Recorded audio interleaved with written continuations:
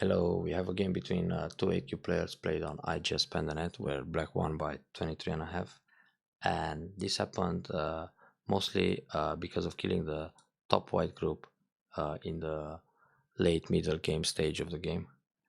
So let's see how did it go. A very normal opening with a high approach, the high Kakari, which used to be very popular before AI era. White decides to grab the corner. That's a good move. So we have the most common Joseki played in the top right corner. Now here white can already consider several moves. C6 is one of them. White can also think about invading the corner at C3 or play an approach move in the top like G17 or H17 in order to prevent black's expansion towards the top left corner. So these are the common options for white to consider at this stage of the game. Now D10 is also a very old-fashioned style play. Normally nowadays we often see the attach at C4 followed by the block and Hane. Then we got this kind of Joseki where white can extend C8 or push D6. Then black can play away to expand his moe in the top. Back to the original game. Oops. So white extends back. Black naturally grabs the point in the top where he expands the moe and also tries to limit white's nice potential on the left side. Then white played a kick, but actually this exchange is quite questionable because it's giving black an ideal shape in the top. So usually it's better to skip the exchange and simply protect the corner, because this way white has two invasion points in the top at H17 and M18. So let's say black plays a move here. Now it's much easier for white to invade the top this way. Or make a probe in the top, invading on the second line. If white simply, if black reacts with a Kosumi to connect his stones, white links under and already the damage is done. If black wants to resist against this kind of invasion, black has to play a move like N18, then white simply jumps out, black will cover, white can cut in order to create a bed shape into black's formation. This is an empty triangle. Then give up the stone in the top in order to get a Ponuki and some thickness towards the center. So in general it's good to keep your opponent's formations thin, so it's much easier to invade later in the game. Playing the kick was a thank you move. So black is happy to have a 2 stones up formation with the extension 3 spaces across. That's an ideal shape. So white defends the corner and black very territorially defends the lower left area. Normally here it's big for black to play R6 because the right side is pretty open and also the bottom. So now white is probably forced to split the bottom in order to create miai between extending one way or the other.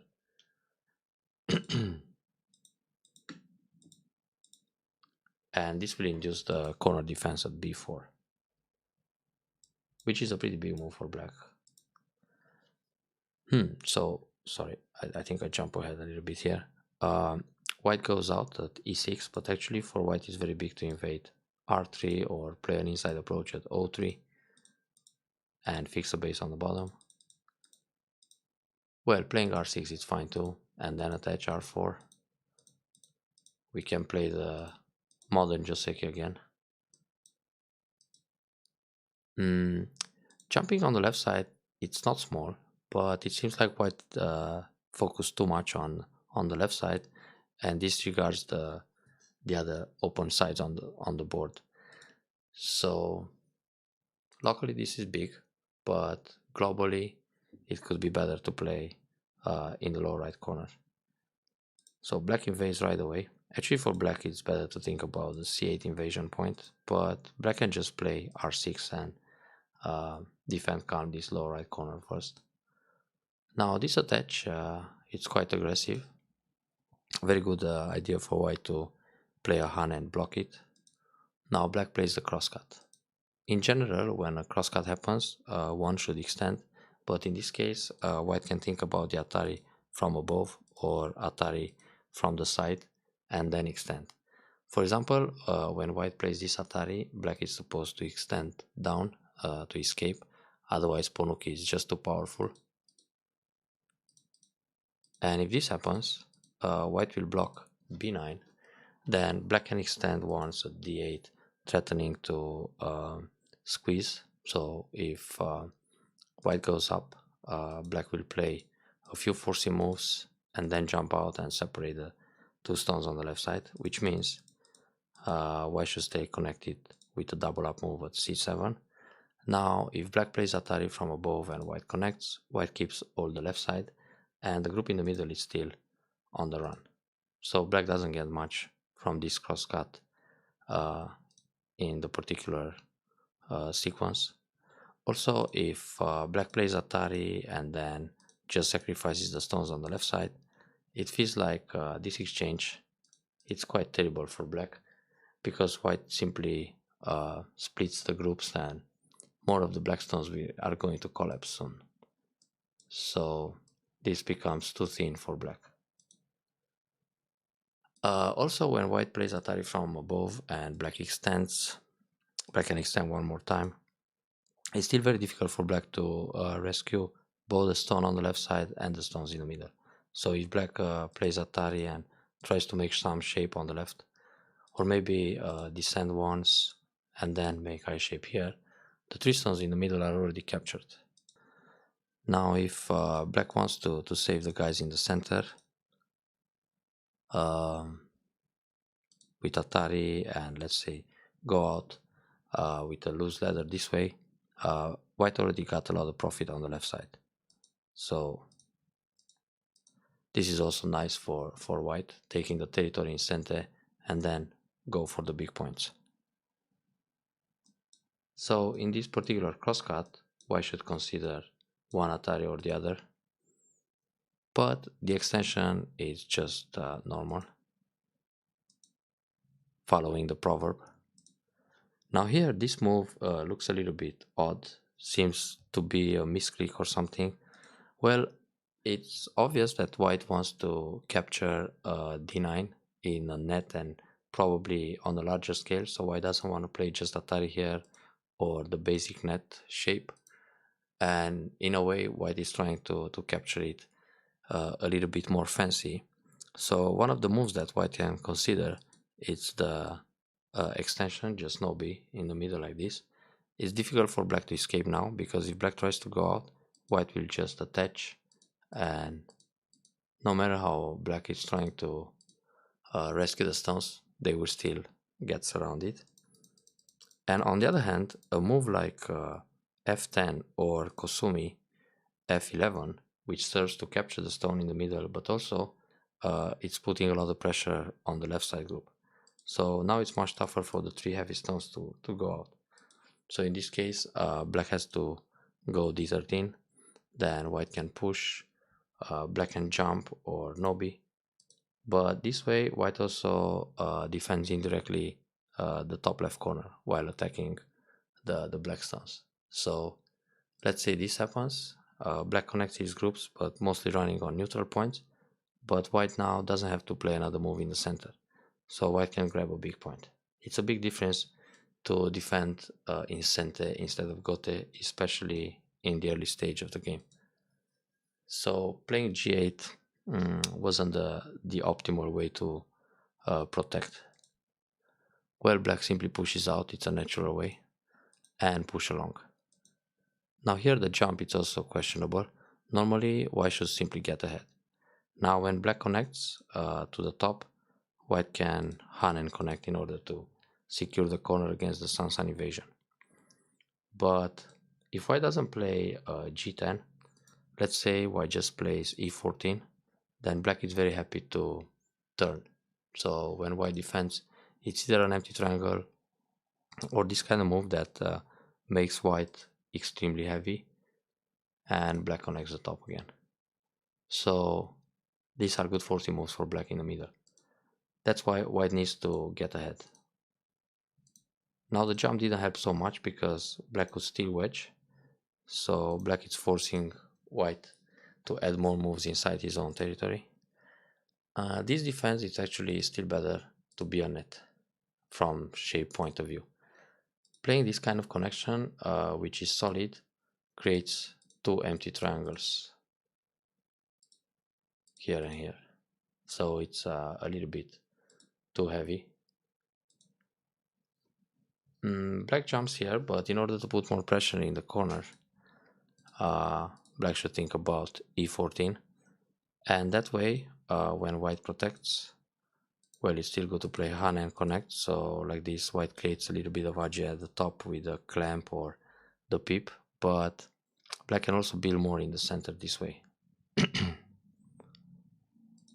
So back to the original game, black just jump and white plays away. White actually needs another move in the corner, at least a pip here or something to protect against the sun, because with all that black thickness surrounding the top left corner, it can be very dangerous. Black attached. That's also a bit questionable. It's good enough for black to defend, calm and collected. Then when white comes out, black can jump from the top, threatening to reduce the right side, and then also jump from the bottom area to make sure white doesn't build so much in the center, and then grab another big point. So if you look at the territory on the bottom and the one in the top, it looks like black builds more than white has on the right, and the tiny group on the left and tiny corner in the top left. So this should be a very solid position for black. So we have the attach, Hane, Nobi also. That's a good move, but white can also consider S5 and then play away. Now white extends back, that's also a fine move to make a base. And black ended up the Joseki with 0-4. Now it's time to do something about the bottom area. So white invades. This is actually a pretty nice point to invade, because if black extends from the lower left side, white can slide into the corner, and if black blocks at N3, which happened in the game, white has space to make a base. So L3 was a very good point to create MI between extending on the left or extending to the right. Black bumps, it doesn't really need to do that, but okay. And white, it's alert about the top moyo and decides to play a very aggressive invasion. Actually here, white should think about expanding his own moyo on the right side. So a move like 014 or 013 is better, because it starts to grow this territory on the right, and also in the same time reduce the top area or limit that potential black has over there. This can be a little dangerous, like if black plays the Hane to cover and continue, he might kill everything and build more than he's supposed to. But black decided to play submissive. A very good Hane at k15 just to come out. And here actually, white should think about a double Hane in order to sacrifice one stone and get more outside forcing moves. Actually here black can capture right away, so there is no Atari at k17. Then white simply jumps out. So this is a much easier way to settle the group in the middle. So white simply pushes and then one space jump. Actually here, if white plays a 2-space jump, then he's out faster. Even if black cuts, white can sacrifice a stone and still stay pretty safe with the middle group. So there's a lot of potential for white here. Now if this happens, white actually has a chance to win this game compared to the actual game where the group died big. We will see in a few moves. In fact, white had several chances to rescue that top group. Now here white played a bit too submissive. white should normally go up, and if black blocks, white should cut. On Atari, escape. When black connects, white comes out again. Black will push. Maybe this is a bit dangerous, so white should jump again. But in fact, it's fighting spirit to Nobi. So white decides to protect the right side. Another option would be to play Keima from the weak group. Then when black goes back to defend, white can keep the right side.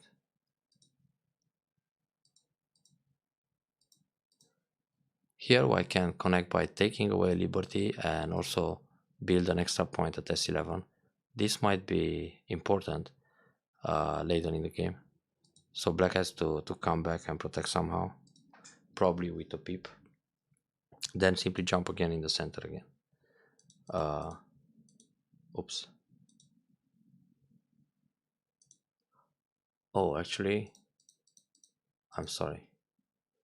White needs another move here. And then when black defends against the cut, white also defends in the center. So playing S11, it's a bit more submissive. It leaves less cut threats, but it's also 1 point less and less pressure on black. So white plays again in the center, but the peep actually is threatening to push and cut and capture some stones. So normally white needs to protect here. And then if black attacks from M12, white can come out like this and either connect in the center or create I shape to live inside the middle. And if black attacks from the left side somehow this way, white will just jump between the groups. Instead of Nobi here, which in general it's okay to be ahead of your opponent, white should just focus on keeping the top group safe. Even if black Atari is here, if white jumps again, white doesn't only make twice, it's more like a territory inside the center, and it's not such a big deal to lose one stone in the middle of the board in this case, because there are lots of white stones around it, so that Ponuki is not going to be like 30 points as the proverb says, so I can just play away.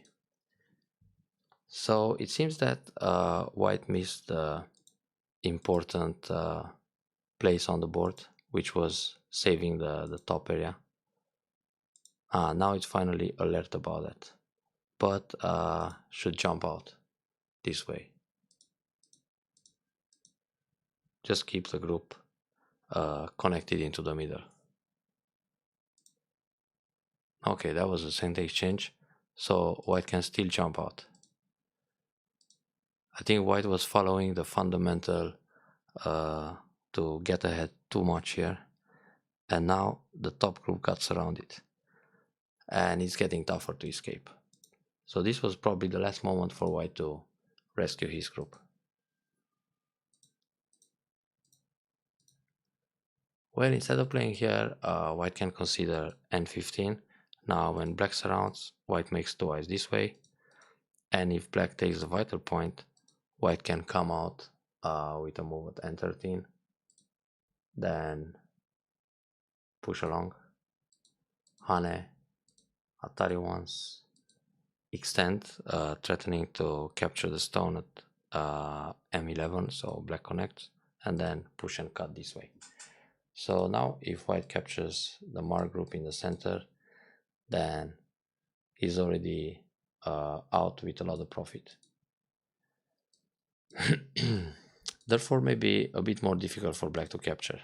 So the key point was actually N15, creating Miai between the escape in the middle or simply create a second eye. Like this, black puts pressure from the outside and then hits the vital point. So now there's no way out for white. It's really tough to continue the game after this happened.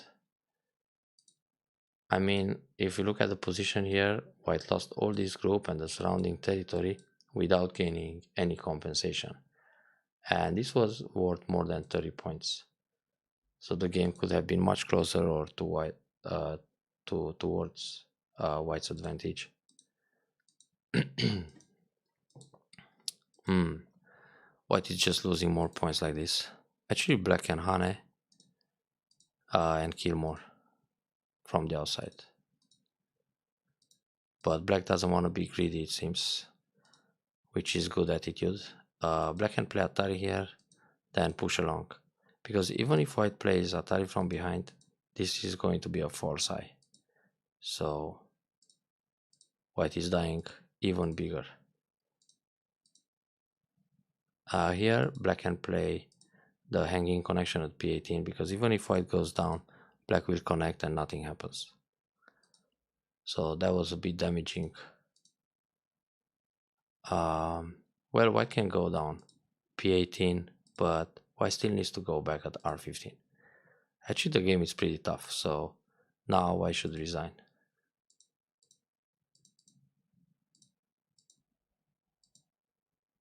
Yeah, white has to give up a few more stones here.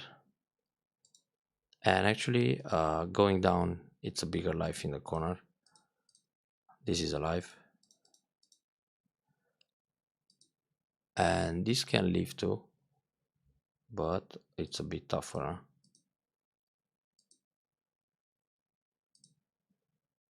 Well, white is still alive. So white needs to live bigger, but it's still hard to come back. Yeah, this way, a bit more painful to make life in the corner. Black didn't even try the sun evasion here, but he should have, in order to damage more in center. If white tries to resist against this sun evasion by going down, it's going to be very difficult because of the cutting point. So white can collapse in the entire corner. So Hane and connect. Now the proper way to protect the corner is c17. White is brave, but he has to be. And here actually it's proper to simply no b. Now on this Atari, white should protect r8, so when black captures, white just links under. Playing like this, it can lead to a co-fight. But black missed the opportunity. Black can play the cut and then Atari. And if black wins the ko, it's another disaster for white. So when white goes down, black will play Atari again. Then try to threaten, connect under in the top. Take the ko. Actually, the top left corner can die from ko threats too. Yeah, this is really impossible for white to keep fighting. Ooh, going down was a misread by black. Black should connect and attack the corner, which is very severe. Like this, black gave up a few stones, and it was also, well, this is a got a move by white. But actually here, black would just push along and capture the two stones.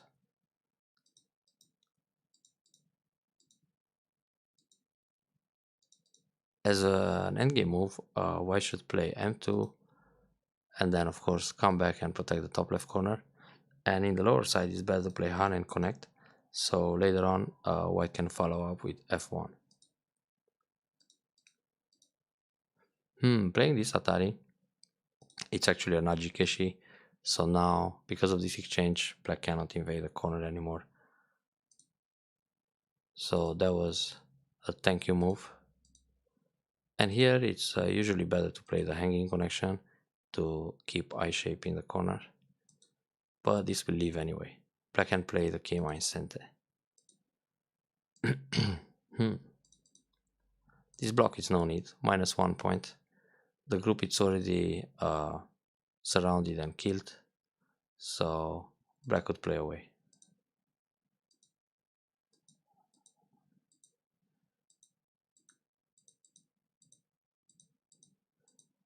So now we have very small moves, but black is still keeping the lead. The timing is to play Atari first and then connect. But actually, white didn't have to play there. And normally, white can play q18, threatening to attack under, so black will go down to prevent that happening. Because like this, white just got gote for no reason. This is a big point. b5, very good. Black is very conservative. He knows he's ahead and he doesn't want to mess up. White can just block and grab an extra point. Nothing happens in that corner. White could Atari the two stones and then connect. Build a few extra points. So that was it. It seems the game was decided in the top area where white failed to escape his group. Nothing happens here, but nice try by black. He just wanted to see what happened. p3, it's really not necessary.